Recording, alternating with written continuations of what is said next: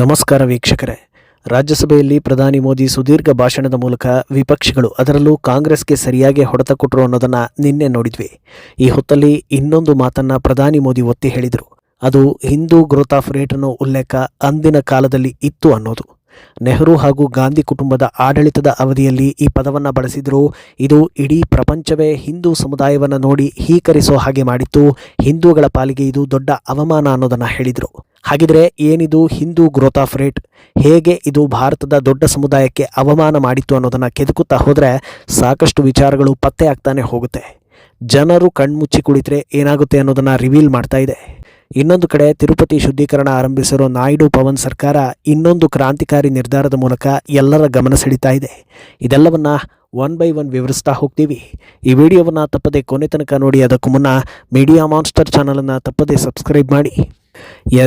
ಭಾರತಕ್ಕೆ ಸ್ವಾತಂತ್ರ್ಯ ಸಿಕ್ಕಿದ್ದು ಸಂತಸದ ವಿಷಯ ಆದರೂ ಅದಾದ ಬಳಿಕ ಹಂತ ಹಂತವಾಗಿ ನಮ್ಮ ದೇಶದ ಸಂಸ್ಕೃತಿಯ ಕಗ್ಗೊಲೆ ಹೇಗಾಗ್ತಾ ಹೋಯಿತು ಅನ್ನೋದನ್ನು ಕೆದಕುತ್ತಾ ಹೋದರೆ ಬೇಸರವಾಗ್ತಾ ಹೋಗುತ್ತೆ. ಶಿಕ್ಷಣ, ಮನರಂಜನೆ, ಸಂಸ್ಕೃತಿ, ರಾಜಕೀಯ ಇದು ಒಂದು ದೇಶದ ಜೀವಾಳ. ಭಾರತದ ಗ್ರಹಚಾರ ಅನ್ನೋ ಹಾಗೆ ಇದು ಸಿಗಬಾರದವರ ಕೈಗೆ ಸಿಕ್ಕ ಪರಿಣಾಮವನ್ನು ಇಂದಿಗೂ ಅನುಭವಿಸ್ತಾ ಇದ್ದೀವಿ. ಭಾರತದ ಒಳಗೆ ಭಾರತ ವಿರೋಧಿಗಳನ್ನು ಇರಿಸಿಕೊಳ್ಳೋ ಪರಿಸ್ಥಿತಿ ಯಾವ ಜನ್ಮದ ಶಾಪವೋ ಗೊತ್ತಿಲ್ಲ. ಹೀಗೆ ಹಂತ ಹಂತವಾಗಿ ಹಾಳಾಗಿ ಹೋಗ್ತಾ ಇದ್ದ ಭಾರತದಲ್ಲಿ ಇನ್ನೂ ಒಂದು ಅಜೆಂಡಾ ನಡೆದಿತ್ತು. ಕುಗ್ಗಿ ಹೋಗ್ತಾ ಇದ್ದ ಭಾರತದ ಆರ್ಥಿಕತೆಯನ್ನು ಹಿಂದೂಗಳ ತಲೆ ಮೇಲೆ ಕಟ್ಟೋ ವ್ಯವಸ್ಥಿತ ಷಡ್ಯಂತ್ರ ನಡೆದಿತ್ತು. ಇದು ಕಣ್ಮುಂದೆಯೇ ಆಗ್ತಾ ಇದ್ರೂ ಯಾರೂ ಕೂಡ ಇದರ ಬಗ್ಗೆ ದನಿ ಏರಿಸಲಿಲ್ಲ. ಅದನ್ನು ರಾಜ್ಯಸಭೆಯಲ್ಲಿ ಮೋದಿ ಸವಿವರವಾಗಿ ತಿಳಿಸಿ ಗಾಂಧಿ ಕುಟುಂಬದ ಬಗ್ಗೆ ಭಾರತೀಯರಿಗೆ ಕೋಪ ಕೆರಳುವಂತೆ ಮಾಡಿದ್ದಾರೆ. ಸ್ವಾತಂತ್ರ್ಯ ಬಂದ ಬಳಿಕ ಭಾರತದ ಮೊದಲ ಪ್ರಧಾನಿಯಾಗಿದ್ದು ಜವಾಹರ್ಲಾಲ್ ನೆಹರು.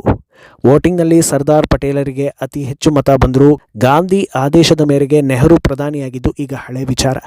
ಆದರೆ ಹೀಗೆ ಪ್ರಧಾನಿ ಸ್ಥಾನದಲ್ಲಿ ಕೂತ ನೆಹರುಗೆ ಭಾರತದ GDP ಕುಸಿತ ತಲೆ ಬಿಸಿ ತಂದಿರುತ್ತೆ. ಅದಕ್ಕೆ ಕಾರಣ ಕಳಪೆ ಮಟ್ಟದ ಆಡಳಿತ. ಆದರೆ ಅದನ್ನು ಒಪ್ಪೋದಕ್ಕೆ ತಯಾರಿಲ್ಲದ ನೆಹರು ಅದನ್ನು ದೇಶದ ದೊಡ್ಡ ಸಮುದಾಯದ ಮೇಲೆ ಕಟ್ಟಿದರು. ಅದೇ ಹಿಂದೂ ಗ್ರೋತ್ ಆಫ್ ರೇಟ್. ಹಿಂದೂಗಳು ದೇಶದ ಬೆಳವಣಿಗೆಯಲ್ಲಿ ಸರಿಯಾಗಿ ಶ್ರಮಿಸ್ತಾ ಇಲ್ಲ, ನಿಧಾನಗತಿಯಲ್ಲಿದ್ದಾರೆ. ಇದು ಭಾರತದ ಆರ್ಥಿಕತೆಗೆ ಹೊಡೆತ ಕೊಡ್ತಾ ಇದೆ ಅನ್ನೋದನ್ನು ಬಿಂಬಿಸಿದರು. ಇದು ಕೇವಲ ಭಾರತಕ್ಕೆ ಸೀಮಿತವಾಗಲಿಲ್ಲ, ಇಡೀ ವಿಶ್ವದಾದ್ಯಂತ ಹಿಂದೂ ಗ್ರೋತ್ ಆಫ್ ರೇಟ್ ಅನ್ನೋದು ಮಾರ್ದನಿಸ್ತಾ ಹೋಯಿತು.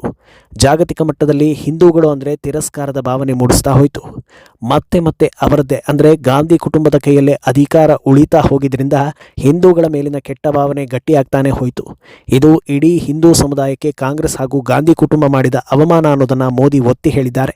ಇನ್ನು ಆರ್ಥಿಕ ಕುಸಿತಕ್ಕೆ ಕಾರಣ ಆಗಿದ್ದೇನು ಅನ್ನೋದನ್ನು ಕೂಡ ಮೋದಿ ವಿವರಿಸ್ತಾ ಹೋಗ್ತಾರೆ. ಸ್ವಾತಂತ್ರ್ಯ ಸಿಕ್ಕ ಆರಂಭದಲ್ಲಿ ಸಹಜವಾಗಿ ಒಂದಷ್ಟು ಚಾಲೆಂಜ್ಗಳು ಸರ್ಕಾರದ ಎದುರು ಇತ್ತು.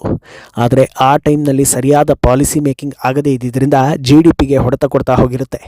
ಎಡಪಂಥೀಯ ಹಾಗೂ ಸಮಾಜವಾದದ ಹೆಸರಲ್ಲಿ ಮಾಡ್ತಾ ಹೋದ ನಿಯಮಗಳು ಅಭಿವೃದ್ಧಿಗೆ ಹೊಡೆತ ಕೊಡ್ತಾ ಹೋಗಿತ್ತು. ಯಾವ ವಲಯವನ್ನು ಅಭಿವೃದ್ಧಿಪಡಿಸೋದಕ್ಕೆ ನೆಹರು ಸರ್ಕಾರ ಮುಂದಾಗಲಿಲ್ಲ. ಹೋಟೆಲ್ನಿಂದ ಬ್ಯಾಂಕ್ ತನಕ ಯಾವುದರ ಅಭಿವೃದ್ಧಿ ಆಗಲಿಲ್ಲ. ಹೊಸ ಹಾಗೂ ಸಣ್ಣ ಪುಟ್ಟ ಉದ್ಯಮಗಳನ್ನು ಪ್ರೋತ್ಸಾಹ ಮಾಡ್ತಾ ಇರಲಿಲ್ಲ. ಇದರ ಪರಿಣಾಮ ದೇಶದ ಆರ್ಥಿಕತೆಗೆ ಹೊಡೆತ ಬೀಳ್ತಾ ಹೋಯಿತು ಅಂತ ಮೋದಿ ದೂರಿದರು. ಇನ್ನು ನೆಹರು ಆಡಳಿತದಲ್ಲಿದ್ದ ಲೈಸೆನ್ಸ್ ಕಲ್ಚರ್ ಬಗ್ಗೆಯೂ ಮೋದಿ ಗುಡುಗಿದ್ದಾರೆ. ನೆಹರು ಆಡಳಿತದಲ್ಲಿ ದೇಶ ಲೈಸೆನ್ಸ್ ರಾಜ್ ಆಗಿದ್ದರಿಂದ ಭಾರತೀಯರು ಸಾಕಷ್ಟು ನೋವನ್ನು ಅನುಭವಿಸುವಂತೆ ಆಯಿತು ಅಂತ ಮೋದಿ ದೂರಿದರು. ಭಾರತದ ಇತಿಹಾಸವನ್ನು ಕೆದಕ್ತಾ ಹೋದರೆ, ಅಂದರೆ ಸ್ವಾತಂತ್ರ್ಯಕ್ಕೂ ಮುಂಚೆ ಭಾರತ ಹೇಗಿತ್ತು ಅಂತ ನೋಡ್ತಾ ಹೋದರೆ ಈ ಲೈಸೆನ್ಸ್ ಕಲ್ಚರ್ ಅನ್ನೋದು ಇರಲೇ ಇಲ್ಲ. ಭಾರತದ ವ್ಯಾಪಾರಿಗಳು ಮುಕ್ತವಾಗಿ ಎಲ್ಲ ಕಡೆಗಳಲ್ಲೂ ವ್ಯಾಪಾರ ಮಾಡ್ತಾ ಇದ್ರು. ಇಡೀ ಪ್ರಪಂಚಕ್ಕೆ ಈ ಮುಕ್ತ ವ್ಯಾಪಾರದ ಪದ್ಧತಿಯನ್ನು ತೋರಿಸಿಕೊಟ್ಟಿದ್ದೇ ಹಿಂದೂ ಸಮುದಾಯ. ಆದರೆ ಕಾಂಗ್ರೆಸ್ ಸರ್ಕಾರ ಪ್ರತಿಯೊಂದಕ್ಕೂ ಪರ್ಮಿಷನ್ ಹಾಕ್ತಾ ಹೋಯಿತು. ಯಾವುದಕ್ಕೆ ಪರ್ಮಿಷನ್ ಕೊಡಬೇಕು ಅದಕ್ಕೆ ನೀಡೋದು ಸರಿ, ಆದರೆ ಪ್ರತಿಯೊಂದಕ್ಕೂ ಪರ್ಮಿಷನ್ ಲೈಸೆನ್ಸ್ ಮಾಡ್ತಾ ಹೋಗಿದ್ದು ಕೂಡ ಭಾರತದ ಏಳಿಗೆಗೆ ಕಡಿವಾಣ ಹಾಕ್ತಾ ಹೋಯಿತು. ಅಡುಗೆ ಅನಿಲಕ್ಕೆ ಲೈಸೆನ್ಸ್, ಎಂಪಿಗಳು ನೀಡೋ 25 ಕೂಪನ್ ಯಾರಿಗೆ ಸಿಗುತ್ತೋ ಅವರಿಗೆ ಮಾತ್ರ ಸಿಲಿಂಡರ್, ಟೆಲಿಫೋನ್ ಕನೆಕ್ಷನ್ ಬೇಕು ಅಂದರೆ ಅದಕ್ಕೂ ಪರ್ಮಿಷನ್, ಜೊತೆಗೆ ವರ್ಷಗಟ್ಟಲೆ ಕಾಯೋ ಪರಿಸ್ಥಿತಿ, ಸ್ವಂತ ಬಳಕೆಗೆ ಒಂದು ವಾಹನ ಬೇಕು ಅಂದರೂ ಕೂಡ ಅದಕ್ಕೂ ನೂರಾರು ರಿಸ್ಟ್ರಿಕ್ಷನ್ ತಲೆಬಿಸಿ. ಕಾಂಗ್ರೆಸ್ MP ತಂದೆ ಒಂದು ಕಾರ್ ಕೊಳ್ಳೋದಕ್ಕೆ ಬರೋಬ್ಬರಿ 15 ವರ್ಷಗಳನ್ನು ಕಾದಿದ್ರು. ದುಡ್ಡಿದ್ರೂ ವಾಹನ ಕೊಳ್ಳೋದಕ್ಕೆ ಆಗಿರಲಿಲ್ಲ. ಇದೇ ಭಾರತದ ಆರ್ಥಿಕತೆಗೆ ಮಾರಕವಾಗ್ತಾ ಹೋಗಿತ್ತು. ಈ ಲೈಸೆನ್ಸ್ ಪದ್ಧತಿ ಭ್ರಷ್ಟಾಚಾರಕ್ಕೆ ದಾರಿ ಮಾಡಿಕೊಡ್ತಾ ಹೋಯಿತು. ಕೈ ಬಿಸಿ ಮಾಡದೆ ಯಾವ ಲೈಸೆನ್ಸು ಸಿಗಲ್ಲ ಅನ್ನೋದಕ್ಕೆ ಭಾರತೀಯರು ಒಗ್ಗಿ ಹೋದರು. ಇದರ ಹಿಂದಿನ ಉದ್ದೇಶ ಏನಂದರೆ ಸರ್ಕಾರದ ಹಿಡಿತ ಇಲ್ಲದೆ ಜನರು ಏನನ್ನೂ ಮಾಡಬಾರ್ದು ಅನ್ನೋದು.